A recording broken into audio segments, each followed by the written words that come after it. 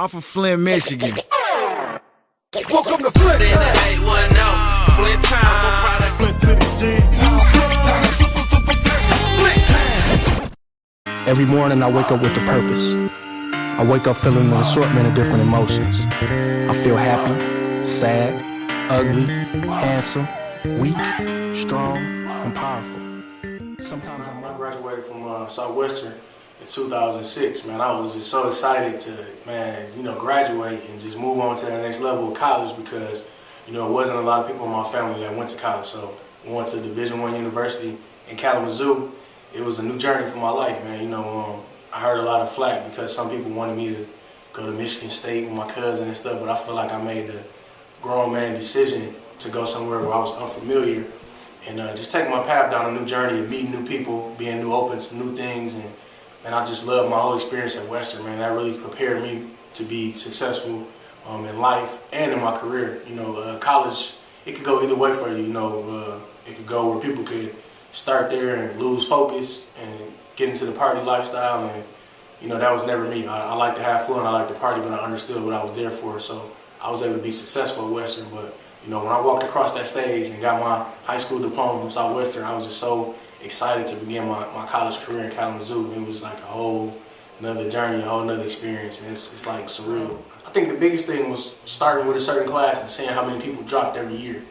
From freshman year, man, I would see, I'm hanging out with a couple guys and they not coming back that semester. They not coming back the next semester.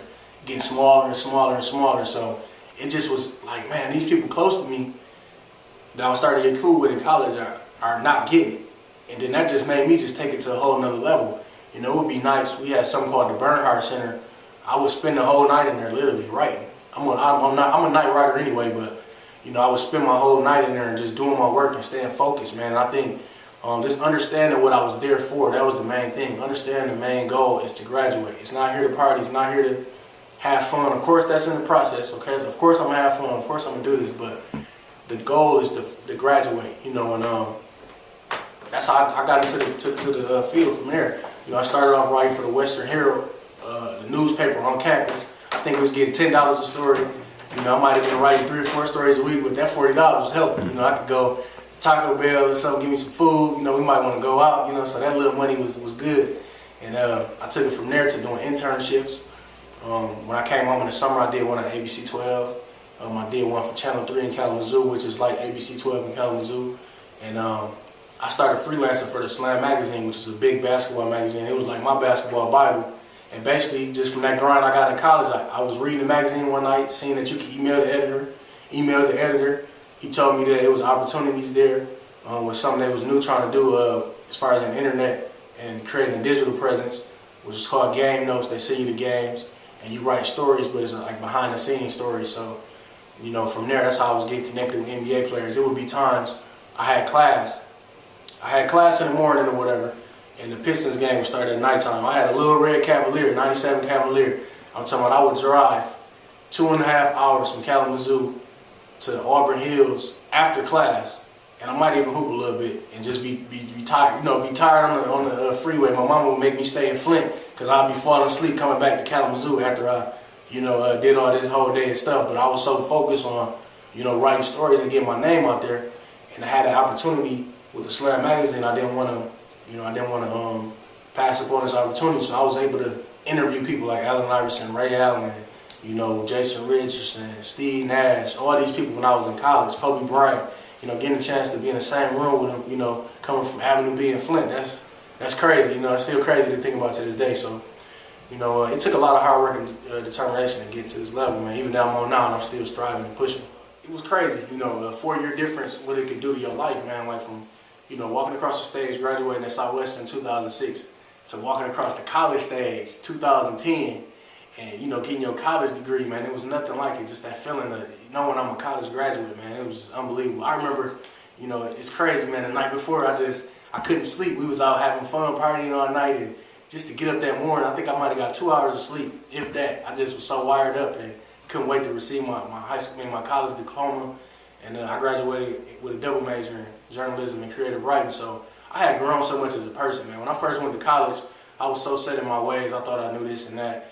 You know, I was watching the same movies I watched always growing up, listening to the same music, you know, doing the same things, not even opening up my my mindset. But once I got to college and hanging around different people, observing different people, man, it just became a whole different culture change. And like I grew so much. You know, I came into college kind of quiet, kind of just to myself a little bit.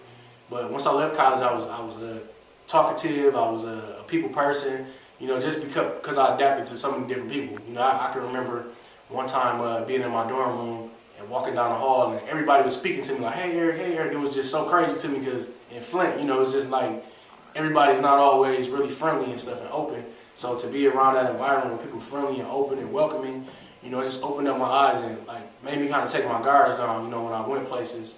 And I just grew up as a man. You know, I really, you know, just turned my grind to a whole nother level. You know, I really worked hard to push through and get a degree. People don't understand the sacrifices you have to make to finish out school and get a degree. It's not just the classes and everything else. You're going to deal with all types of adversity in the process as well. I remember losing my grandmother my junior year to cancer and having to drive back for a couple of days, but I was on top of it because I told my professor, you know, make sure I did my work.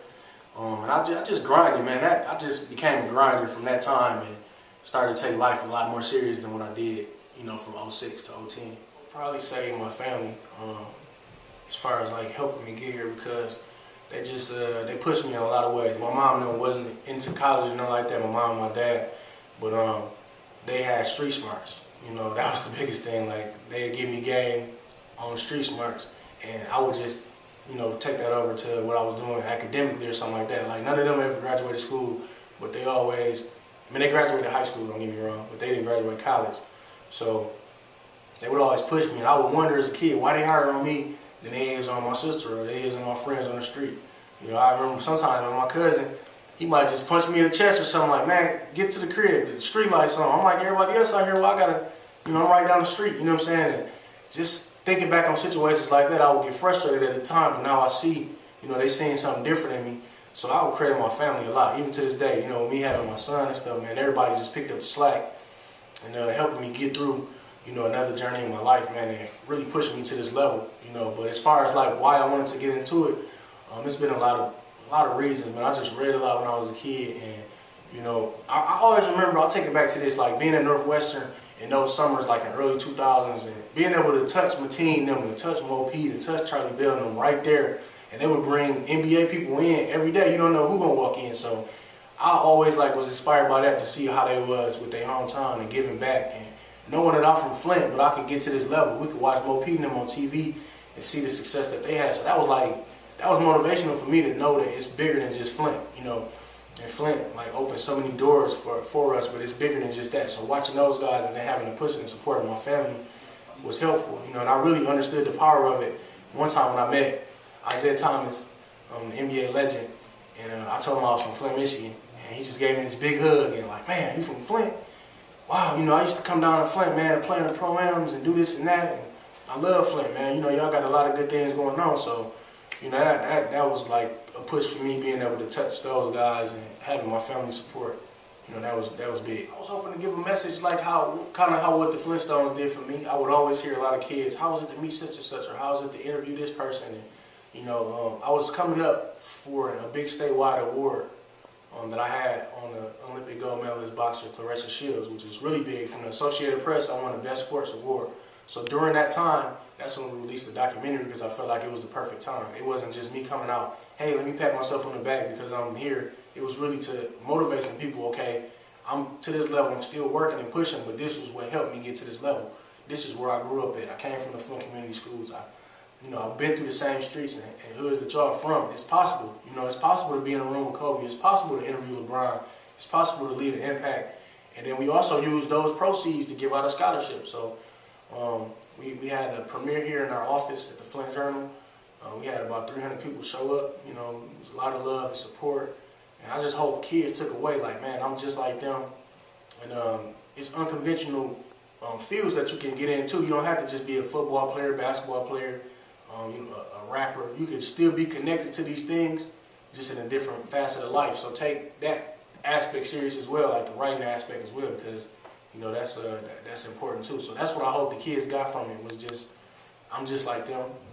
and take an unconventional path too. You know, I always had to be the norm, you know, because my career not really the norm. So I was motivated because, man, when college, man, it was like, you know, it was kind of a lifestyle. You know, we was going out partying, drinking, having fun, and along the way, I started seeing a lot of friends get like DUIs and stuff.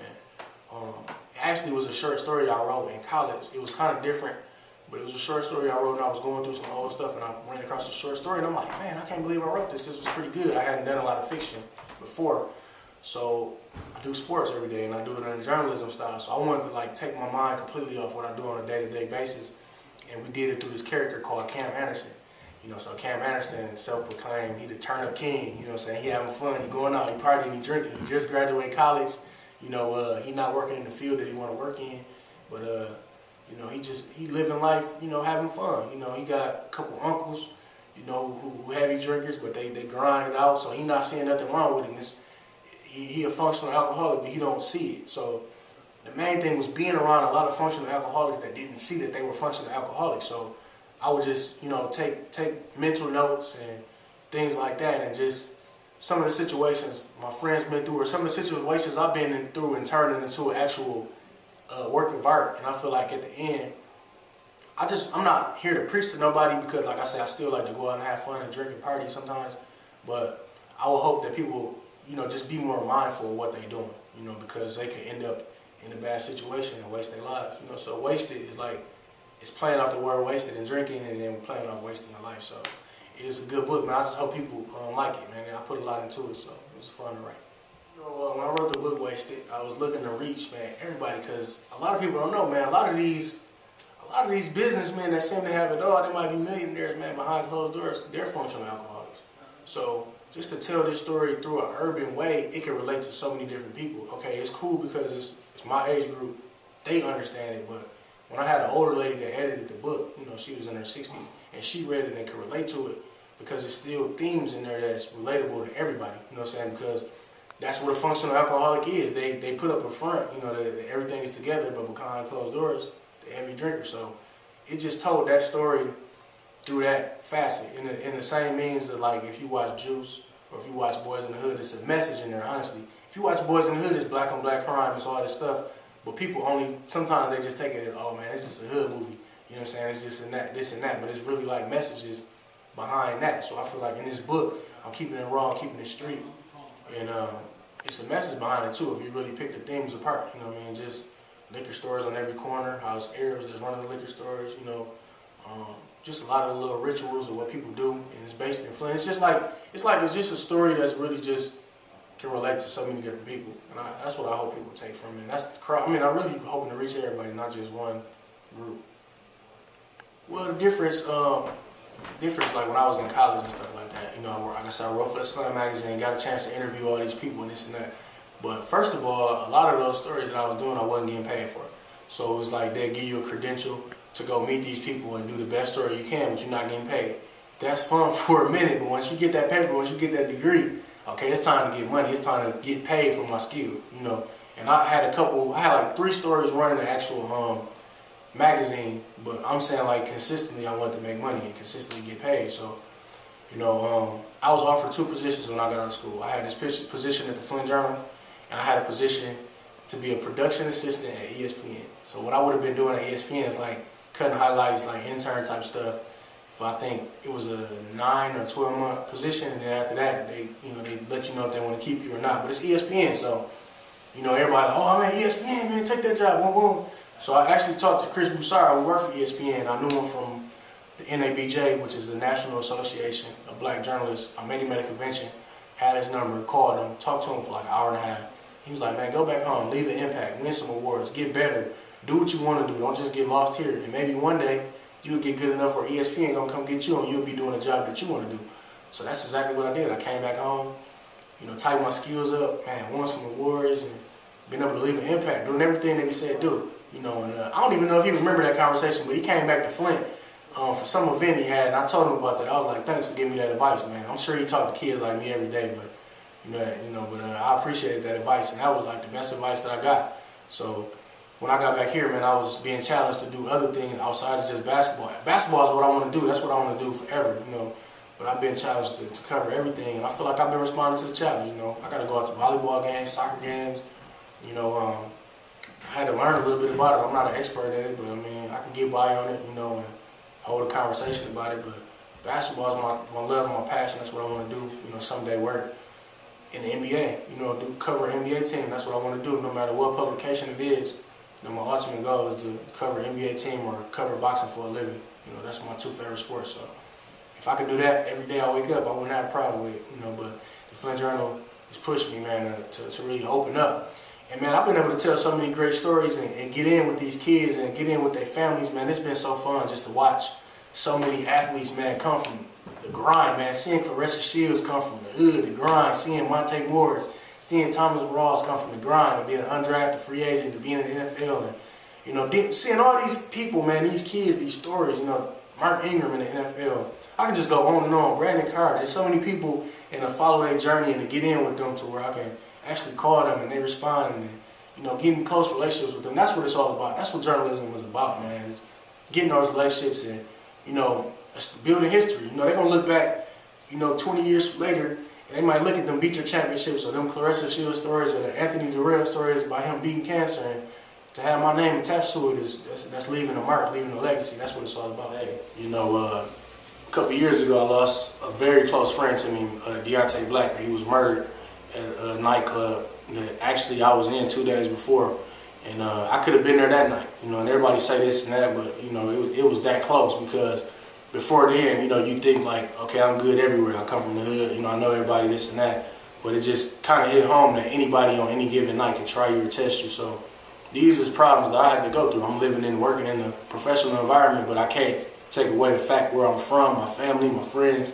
We all come from the hood, we all come from Avenue B in Flint, so those are some of the distractions I got to deal with every day. A lot of people don't understand what my job takes. To be a creative writer, to be a creative thinker, sometimes you just need time. You need time to focus and think. But now I got a son, I got a lot of responsibilities.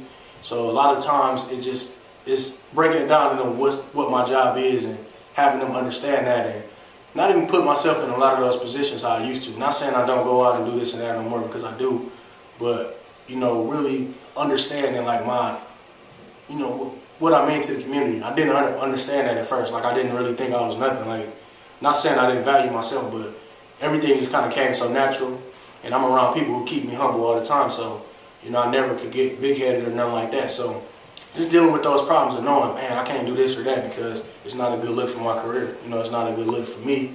So, just really trying to make those decisions, that's been a distraction. You know, really when he was murdered, like I said, we was there partying that whole week at Mona's, and I remember, like, after hours, you knock on the door, they'd look through the peephole and let you in if they knew you.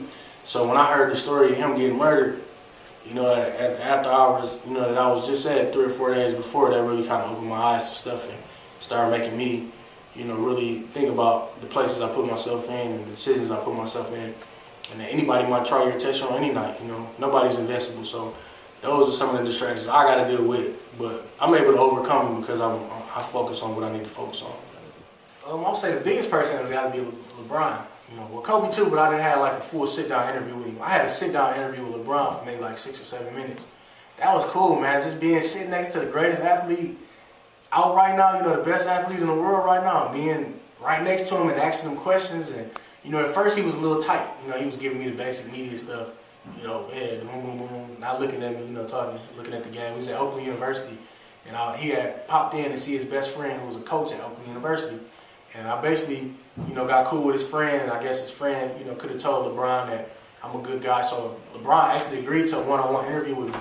And if anybody in the media industry knows, that's tough for LeBron, because he got the power to say yay or nay for a one-on-one. Anybody can get a pre-game or post-game interview, but for him to sit down with you is a big deal. So once he started seeing that I knew my research, I was asking him questions, man, just like about him and his friend's childhood, about, you know, like his first game that he had a playoff triple-double, he had wrote his best friend's mom's initials on the shoes and stuff. And, you know, I was talking about how him and his friend played elementary ball together. But I did all my research. I had talked to his high school coach. I talked to his best friend.